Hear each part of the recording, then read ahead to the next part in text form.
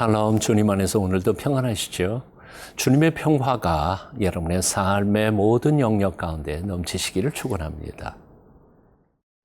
인생을 살아가다가 보면 내가 원하지 않는 일을 해야 할 때를 종종 만나게 됩니다. 그럴 때에도 우리는 우리에게 주어진 내가 하고 싶지 않은 그 일을 수곡수곡 순종하며 잘 해야 한다는 생각이 듭니다. 왜 그럴까요? 인생은 어차피 내가 오고 싶어서 온 것도 아니고요. 내가 하기 좋은 일만 할 수 있는 것이 인생은 아니기 때문에 그렇습니다. 하나님께서 우리를 이 세상에 보내주셨으니까 우리는 왔습니다. 그리고 하나님께서 주신 사명을 우리는 감당해야 할 주어진 삶이고 주어진 사명이라는 것이지요. 오늘 본문에서는 서로 다르게 그 주어진 삶에 대하여 반응하는 사람들의 모습을 읽어볼 수 있습니다. 마가복음 15장 16절부터 23절까지 읽겠습니다.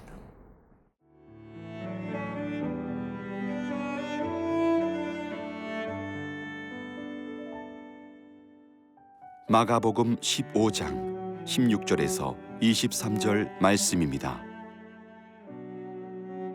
군인들이 예수를 끌고 브라이도리온이라는 뜰 안으로 들어가서 온 군대를 모으고 예수에게 자색옷을 입히고 가시관을 엮어 씌우고 격리하여 이르되 유대인의 왕이여 평안할지어다 하고 갈대로 그의 머리를 치며 침을 뱉으며 꿇어 절하더라. 희롱을 다한 후 자색옷을 벗기고 도로 그의 옷을 입히고 십자가에 못 박으려고 끌고 나가니라. 마침 알렉산더와 루포의 아버지인 구레네 사람 시몬이 시골로부터 와서 지나가는데 그들이 그를 억지로 같이 가게 하여 예수의 십자가를 지우고 예수를 끌고 골고다라 하는 곳, 번역하면 해골의 곳에 이르러 모략을 탄 포도주를 주었으나 예수께서 받지 아니하시니라. 16절부터 20절까지 제가 읽겠습니다. 군인들이 예수를 끌고 브라이도리온이라는 뜰 안으로 들어가서 온 군대를 모으고 예수에게 자색옷을 입히고 가시관을 엮어 씌우고 격려하여 이르되 유대인의 왕이여 평안할지어다 하고 갈대로 그의 머리를 치며 침을 뱉으며 꿇어 절하더라. 희롱을 다한 후 자색옷을 벗기고 도로 그의 옷을 입히고 십자가에 못 박으려고 끌고 나가니라. 예수님은 십자가형의 온도를 받으시고 이제 그것을 집행하는 자들의 손에 넘겨주셨습니다. 그를 십자가에 못 박도록 집행을 명받은 사람들은 다름 아닌 로마 군인들이었습니다. 오늘 본문에는 그 로마 군인들의 잔인한 폭력과 그리고 학대의 모습이 그려지고 있습니다. 예나 지금이나 군대 좋아서 가는 사람은 없습니다. 과연 군인 중에서 몇 명이나 민족과 나라와 그리고 사랑하는 가족들을 위해서 군인이 되겠습니까? 물론 틀림없이 그렇게 소명감을 가지고 하신 분들도 있을 것입니다만 대부분의 사람들은 경제적인 이유 때문이나 아니면 국가에서 강제로 징발했기 때문에 군인이 된 사람들인 것입니다. 이 군인들이라는 속성상 전쟁에서 이겨야 하기 때문에 모진 훈련을 거쳐야 합니다. 그래서 자연스럽게 군인은 거칠 수밖에 없고 폭력적일 수밖에 없다는 것이 그 생리입니다. 그래도 그런 힘과 그리고 폭력 에너지를 발휘할 수 있는 전쟁의 시기에는 군인들은 정말 필요한 사람들입니다. 하지만 전쟁이 없는 평화의 시기에는 군인들처럼 사실 쓸모없는 사람들이 또다시 없을 것입니다. 그래서 평화 시의 군인들은 무료합니다. 그리고 나태하고 게으를 수밖에 없습니다. 무료함을 달래기 위해서 그래서 군인들은 어떠한 사건, 소위 말하는 건수를 올리면 그쪽으로 다 몰려가면서 환성을 올리게 되는 법이죠. 이런 점에서 이스라엘에 주둔하고 있던 로마 군인들에게 건수가 하나 생겼습니다.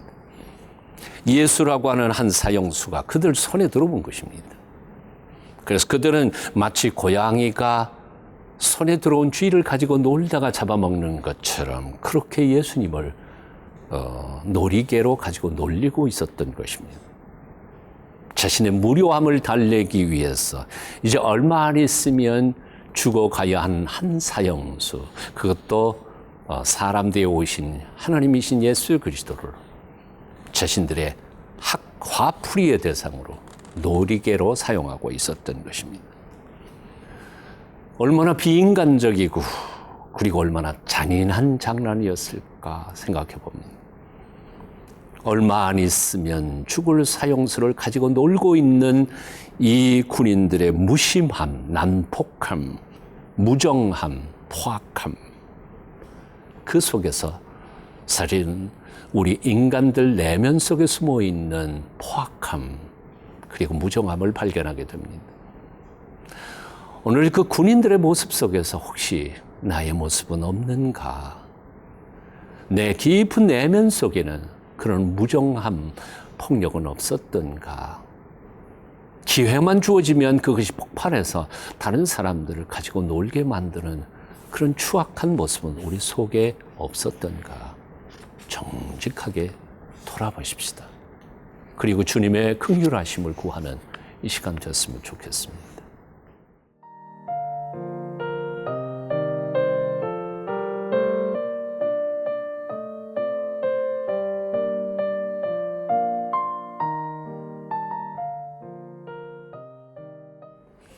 (21절부터) (23절까지) 제가 읽습니다. 마침 알렉산더와 루포의 아버지인 구레네 사람 시몬이 시골로부터 와서 지나가는데 그들이 그를 억지로 같이 가게 하여 예수의 십자가를 지우고 예수를 끌고 골고다라 하는 곳, 번역하면 해골의 곳에 이르러 모략을 탄 포도주를 주었으나 예수께서 받지 아니하시니라. 밤새도록 신문을 받으셨습니다. 빌라도에 의해서 칙칙질을 당하고 로마 군인들에게 조롱당하고 그리고 시달리셨습니다. 예수님은 33살의 한창 나이 청년이었음에도 불구하고 그 모든 과정 속에서 거의 몸에 있는 모든 에너지와 힘이 다 빠져버리시고 말았습니다. 그래서 자신이 짊어지고 갈 십자가조차도 짊어질 수 없게 되자 군인들은 곁으로 지나가던 구레네 시몬을 붙잡아서 그에게 대신 예수님의 십자가를 짊어지고 가게 만듭니다. 그렇습니다. 로마 군인들만 억지로 군인으로 불려온 건 아니었습니다.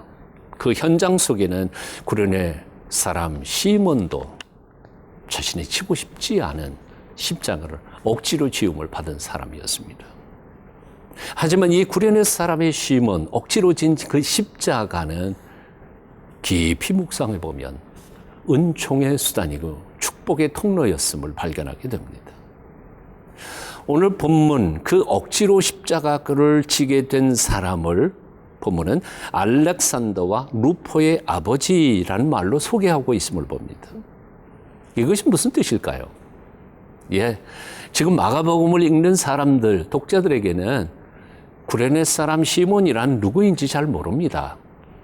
그런데 잘 모르는 사람을 알도록 하기 위하여 이미 마가복음의 독자들이 알고 있는 바로 그 사람, 알렉산더라는 사람과 루포의 아버지가 바로 이 사람이다 하고 소개하고 있는 것으로 봐서 이 시몬의 두 아들 알렉산더와 루포는 초대교회에 기독교계에 널리 알려져 있던 유명 인사였던 게 틀림이 없습니다. 그렇습니다. 초대교회 공동체에서 알렉산더와 루포는 잘 알려진 신앙의 지도자들이었습니다. 어떻게 그들이 신앙의 지도자가 됐을까요? 충분히 상상이 됩니다. 그날 시몬은 예수님의 십자가를 억지로 짊어졌습니다. 하지만 짊어지고 가면서 예수 그리스도를 바라보고 그가 죽으시는 십자가를 바라보면서 아마도 그런 예수 그리스도를 정통으로 만나게 되었던 것 같습니다. 신앙의 사람이 됩니다. 그리고 그 자녀들을 믿음으로 잘 키워냈습니다. 그래서 초대교회에 귀한 신앙의 지도자들이 된 것입니다. 세상에는 로마 군인들처럼 억지로 부여받은 사명 앞에서 무료함을 달래기 위해서 남에게 자신들의 무료함을 전가하면서 무정하고 포악하게 사랑하는 사람들이 있습니다. 하지만 구레네 사람 시몬처럼 억지로 짊어진 십자가를 짊어지며 수걱수걱 그 순종의 길을 갈 때 오히려 자신뿐만 아니라 그 자녀들도 복받는 사람도 있음을 봅니다. 어떻게 사시겠습니까? 지금 부여받은 임무가 하기 싫습니까? 그래도 해보십시오. 하기 싫은 데에도 불구하고 하나님께서 주시는 사명을 계속해서 하라고 명령받고 계십니까? 끝까지 하십시오. 그 길이 복받는 길이고 하나님께서 나를 통해 영광 받는 길일 줄로 믿으십시오. 기도하겠습니다. 원하지 않았던 일이지만 주께서 맡겨주시는 일에 대하여 우리가 더 이상 불평하지 않게 하여 주시옵소서. 주어진 삶에 최선을 다하며 하나님께만 영광을 돌리며 살아가는 우리의 삶이 되도록 성령님, 우리를 든든히 붙잡아 주시옵소서. 예수님의 이름으로 기도합니다. 아멘.